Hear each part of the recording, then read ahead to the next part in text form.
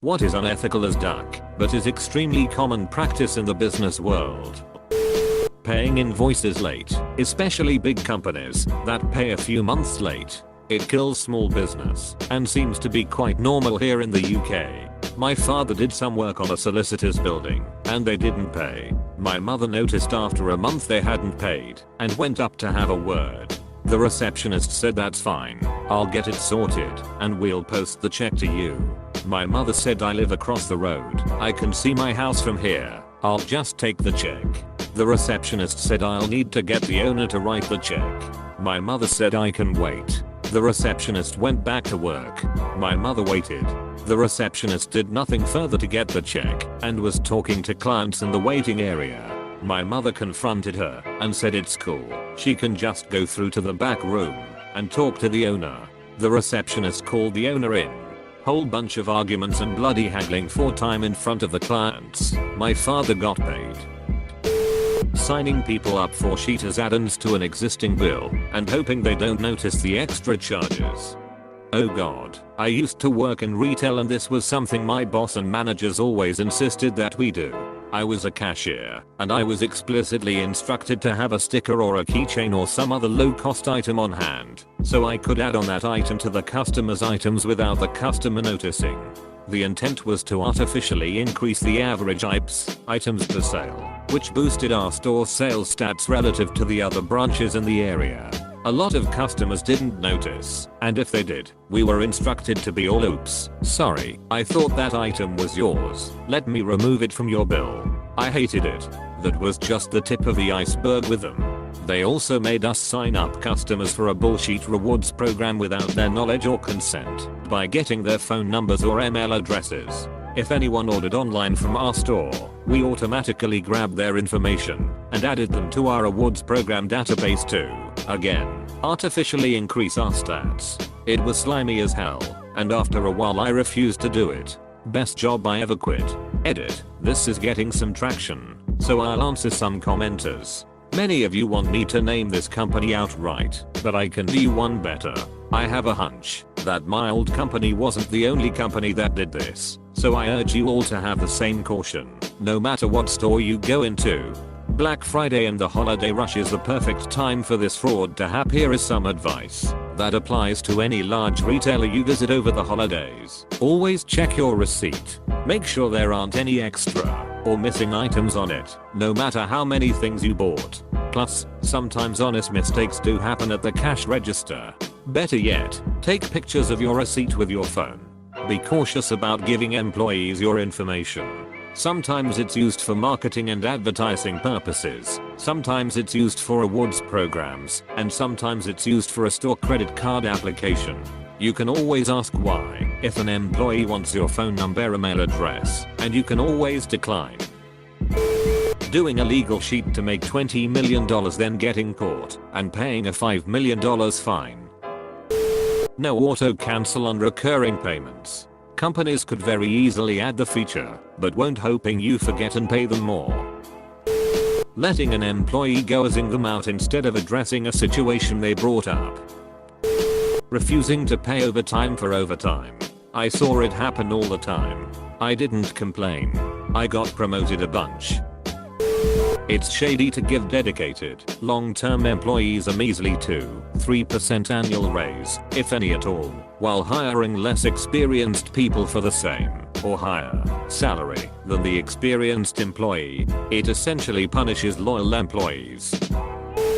Consistently making salaried exempt employees work 10+ hours overtime a week in order to avoid hiring more staff. Congress is immune to insider trading. Rocketing the price of stuff and putting a sale. Sadly, people are stupid enough to fall for this. I forget which store it was, but they would hike prices and have constant sales. They then decided that wasn't worth the effort and money in advertising the sales and just marked everything down to the sale price and called it a day. Their sales actually tanked until they went back to the old system. People refused to buy the same merch at the same price unless they were explicitly told they were getting a deal on it, even when the regular price was absurdly overpriced to start with. In Australia, Subway claimed footlong was a trademark name and not a suggestion of sizing, after many people pointed out their subs were well under a foot long. Using a previous salary against you. Oh, you make $40,000? Well, we'll offer you $50,000. That's a 25% increase in pay. Your salary shouldn't be relative. It should be what the market value of the position is. If a job pays $75,000, don't pay me only $50,000 because I only currently make $40,000. Never tell employers your previous salary. If they insist on asking, lie. I do not believe this is even ethically wrong. If they intended to pay you competitively, they wouldn't need to ask. The only purpose in asking is to lowball you. Never tell a prospective employer your salary or even a salary range for any reason. Never give them a number that you aren't comfortable making, because that number will be your new salary if it is below their expected range. Some folks will disagree, but I think you're right. Your employment isn't a favor that they're doing you. It's a negotiation. Services for money. Imagine going to a car dealership and instead of a sign posted, they started off by asking how much money you make in a year so that they can adjust their price based on that. It shouldn't matter. That has nothing to do with how valuable they think that car is. The company you're applying to should already know the market value of a position. Your specific salary can only really be used against you. So if they are trying to gain information to be used in an unethical way, which is the only reason to ask previous salary, you have no obligation to be honest with them in return. They even say it at the end of most applications. If you're found to be lying on your application, you will be denied the position or fired from the job. That's your punishment. Worst case, you don't get the job. Working when you are sick. I have heard stories of bosses forcing people to come in despite being extremely ill. Also, I just wish that it would be mandatory schedule length of at least 2 weeks. If the hours are not the same every day, mine changes weekly and it's hard to plan anything. Making you pay more for printing your own damn tickets at home. StubHub, Ticketmaster, etc. Hire young people who are prepared and motivated and enjoy the work. Give them 50 hours a week of work, no special overtime pay. Tell them it'll be back to normal at the end of the month when the regular crunch is over. Repeat until near a deadline. Give them 80 hours a week, 7 days a week of crunch to meet the deadline. Continue past deadline a little, while then return to regular hours of 50 hours. Repeat until your employees hate life. Refuse to give references when they quit to protect yourself legally. Normalize across the industry so nobody can complain too much and sound credible. Using your employment as leverage to keep your mouth shut. For example, a temp agency I worked through tried to deduct the cost of PPE from my paycheck. I told them that legally, employers need to provide PPE to their employees, not sell it to them. They threatened to fire me. I reported them to OSHA. They got fined and had to reimburse everyone their $15 deduction for PPE. Temp agencies are ducking scams. Edit. PPE, personal protective equipment, hard hat, safety glasses, gloves, steel-tipped boots, etc. Edit. I listed steel-toe boots as an example of PPE, but employers aren't necessarily required to provide steel-tipped shoes. Most employers will reimburse the cost of them, though, for regular employees. Not so much for temps. The sort of things that need to be supplied would be protective headwear, eyewear, gloves, etc. Not too sure about ear protection, but my employer supplies earplugs. Also, to the few thinking he did this over $15, what a cheapskate. I didn't do it for the money. I did it because they were taking advantage of people who didn't know any better. A menial amount to you? Probably. But when I applied to this agency, I was broke as duck and $15 was more than my hourly wage. Not cool. A company having a business model that relies on charging fees for breaking its own rules without justification for them. Looking at Credit One. Has a late payment fee, but refuses to add any kind of auto payment. In 2017. Takes 5 days to clear a normal payment. Pay 4 days before your bill is due? That's a late payment fee. Want your payment to clear earlier to avoid that fee? Pay an express payment fee. It's the same fee amount. Lordy, what a coincidence. Fake promotions. There's a role you can apply for that doesn't have any extra pay or benefits, in which you do the same work as a role above that, which is higher paid, in the hopes that eventually you'll be the next in line to actually be given that next position. Except you won't. Whenever you accept a job with the well for 6 months you'll be doing the lesser job, but after that it's gonna shift into the better job with extra pay spiel. Keep applying for jobs during that 6 months and line up other options. When you get the inevitable well things aren't progressing as we hoped, but if you stay in the lesser job another 6 months then there'll be a real possibility. Just say yes. Things aren't progressing as we hoped, here's my letter of resignation. Bye. Apostrophe. Using unpaid intern as worker. They have the exact same tasks as everyone else. They work the same hours, even more because they think that if they work more they will be noticed and hired. They won't, and it's rare that their supervisor take the time to teach them anything.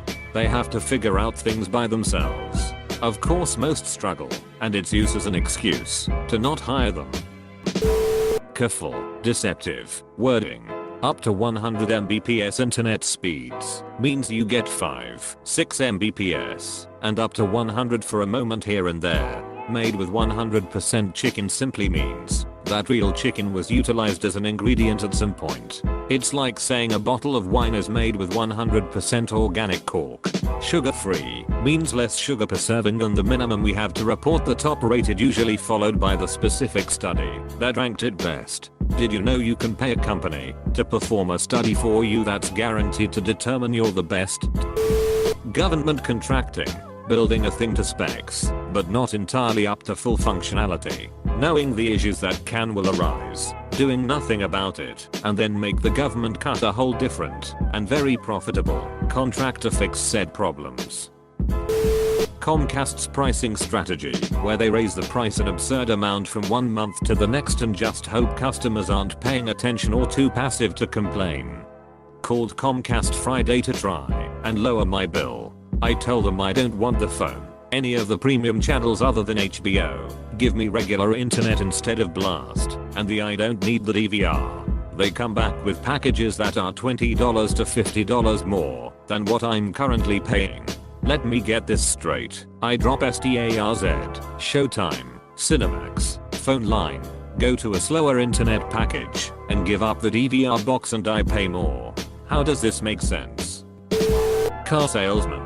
Almost no other product has someone who makes money selling you a product you already want. That the price for the product is negotiable. Some people can haggle a few thousand off the price, while little old ladies get taken for as much as possible. And that there are laws requiring you to buy them through dealers instead of direct from the manufacturer, if you know what you want.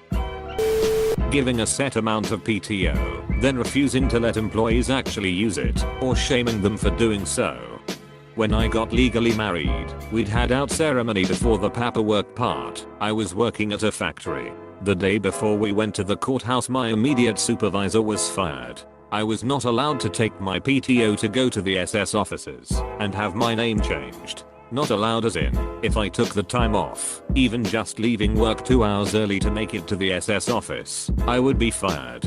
No one was allowed to take sick days, PTO or vacation, even if it was already scheduled for over a month. The waiting period between signing your marriage license and allowing for name change was 30 days.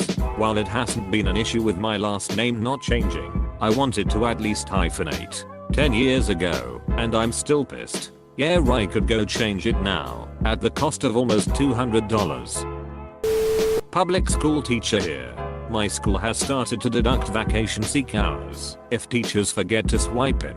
We're basically there all the time anyways, and don't get paid overtime, so clocking in is pretty easy to forget. What ends up happening is teachers get their accumulated vacation hours deducted while actively teaching, all because of a forgotten swipe. The admin and district people didn't seem to see how absolutely unethical this practice is, and I never got back 4 days of vacation hours from missed swipes. Literally anything a corporation does that they can be fined for is taken into account as a business expense. If it's cheaper to pay an illegal dumping fine than it is to change the way they process waste, nothing will be done to stop the illegal dumping. People give no ducks about your luggage or parcel. They get dropped, thrown around every day behind the closed door, especially heavy items. Getting a lot more common in my industry is hiring interns all the time. After their few months of training they get replaced by next batch. With the shortage of jobs and need for experience, many people fresh out of college will happily work for free to gain experience. Okay, so this is becoming really common in my neck of the woods. Basically a company needs someone to fill a role. Instead of giving them a job and all the perks like paid holidays etc, they instead hire you as a contractor. This means you still have to play by their rules as to when they want you in, but you get none of the perks besides your wage. No sick days, no holidays, nothing. Edit. I wrote this while at work as a quick comment and didn't expect it to gain any traction, but since it did I need to make something clear. I should have been clearer as there's a lot of confusion over this. I'm not referring to high paying jobs, where a lot of the time being a contractor is the way to go. This system has been implemented over here for retail service jobs. You end up making less since you get paid the same as permanent workers, but you are entitled to no bonuses, paid holiday or sick days. When you're working a minimal wage job this is nasty. I used to work for an unnamed university that made this big deal about how they were gonna pay $15 an hour by a certain year, well before the city minimum wage was going to reach that high cost of living. Patting themselves on the back. Then there was the fine print. It was only for people hired to work 32 hours a week. So what they'd do was hire people to work one shift a semester, then scheduled them to work 15 to 38 hours a week. Non-students could work more than 20. I was a non-student, but because the contract was only for 3 hours a semester.